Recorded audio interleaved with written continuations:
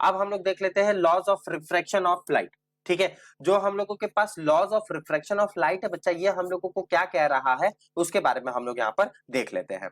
The laws of refraction of light हम लोगों को दो लॉ दिया था। याद करो बच्चा, जब हम मिरर आप लोगों को पढ़ा रहे थे तो इस मिरर में भी आप लोगों को दो लॉज ऑफ रिफ्लेक्शन दिया हुआ था। यहाँ पर हम लोगों को दो लॉज ऑफ रिफ्रैक्शन दे दिया है। ठीक है, यहाँ पर बच्चा हम काम तो लेंस के लिए कर रहे हैं, जब काम लेंस के लिए किया जाता है तो यहाँ पर हम लोग रिफ्रैक्शन वाला टर्म यूज करते हैं, नॉट अ रिफ्लेक्शन। ठीक है, चलो सबसे पहला हम लोग के पास लॉ क्या बोल दिया है, the incidence ray, the refracted ray and the normal at the point of incidence या फिर किसी दो ट्रांसपेरेंट मीडियम में और lies on the same plane.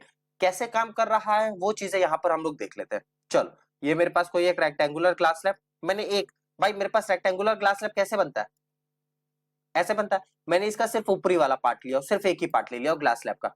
चलो, इंसिडेंस रे पड़ा, एक नॉर्मल क्रिएट हुआ, और हम लोग जानते हैं जब इंसिडेंस रे किसी एयर मीडियम से ग्लास के मीडियम में जाता है तो वो टूवर्ड्स क्या होता है, नॉर्मल की तरफ बेंड कर जाता है।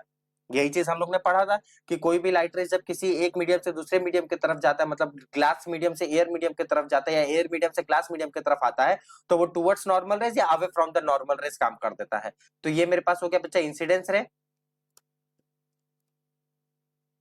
इंसिडेंस रे, ये मेरे पास हो गया बच्चा नॉर्मल, नॉर्मल लाइन, और ये मेरे पास हो गया रिफ्रैक्टेड रे,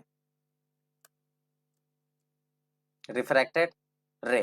ध्यान से देखना बच्चा, एकदम ध्यान से देखना कि ये तीनों के तीनों जो बच्चा रे है हम लोगों के पास, क्या हम लोग ये बोल सकते हैं कि ये तीनों के तीनों रे एक ही प्लेन पर लाई किया है? सही बात है भाई, किया ही है।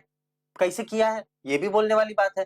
तो किया ये इस तरीके से है क्योंकि इंसिडेंस रे, नॉर्मल लाइन और रिफ्लेक्टेड रे, ये तीनों के तीनों बच्चा देखो एक ही प्लेन पर यहाँ पर लाई कर दिया है।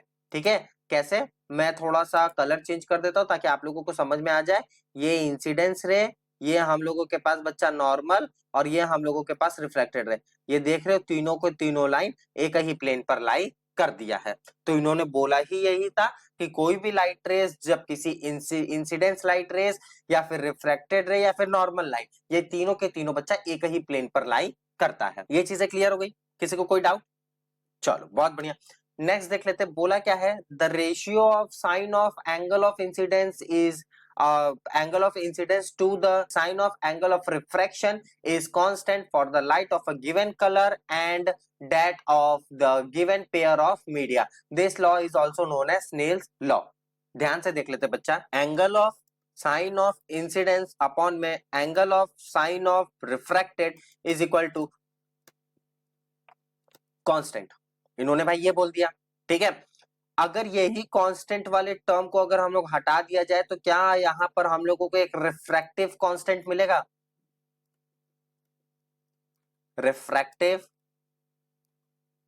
कांस्टेंट कैसे मिलेगा देख लेते हैं। मतलब angle of sine of I upon में angle of sine of R is equal to, जो कांस्टेंट हम लोगों को मिला है बच्चा, क्या उस कांस्टेंट को हम लोग रिफ्रैक्टिव इंडेक्स कांस्टेंट के नाम से जान सकते हैं? जान सकते भाई, कोई दिक्कत नहीं है। क्यों नहीं जानेंगे भैया, जानना ही है हम लोगों को। ठीक है, तो बोला है कि the ratio of sine of angle of incidence to the sine of angle of refraction is constant किसी भी light given pair of media के लिए। जितने भी लाइट दिए रहे या कितने भी, मतलब वाटर का आ जाए, ग्लास का आ जाए, वैक्यूम का आ जाए, किसी का भी आ जाए, ठीक है, ये सारे के सारे जो बच्चा हम लोगों के पास रिफ्रैक्टिव इंडेक्स जो यहाँ पर काम कर रहे हैं वो काम कर रहे हैं एक रेशियो पर, जहां पर angle of sine of I upon में angle of sine of R is equal to constant, और इसी कांस्टेंट को हम लोग रिफ्रैक्टिव इंडेक्स कांस्टेंट के नाम से भी जानते हैं। और इसको हम लोग दूसरे नाम से भी जानते हैं बच्चा, जिसको हम लोग बोलते हैं स्नेल्स लॉ। अब ये बताओ कि स्नेल्स लॉ क्या होता है? ठीक है, स्नेल्स लॉ अगर कोई पूछ दिया भाई स्नेल्स लॉ क्या होता है, तो आप लोग सीधा सीधा बोल सकते हो कि सर स्नेल्स या फिर भैया स्नेल्स लॉ वही होता है जहां पर angle of sine of incidence upon में angle of sine of refraction होता है, और वो पूरा का पूरा कांस्टेंट होता है, उसी को हम लोग स्नेल्स लॉ के नाम से भी जानते हैं। तो ये हम लोग बोल सकते हैं। ठीक है, किसी को कोई डाउट? ये हम लोग ने दो लॉ था बच्चा, तो कि दोनों लॉ को हम लोग ने कर दिया।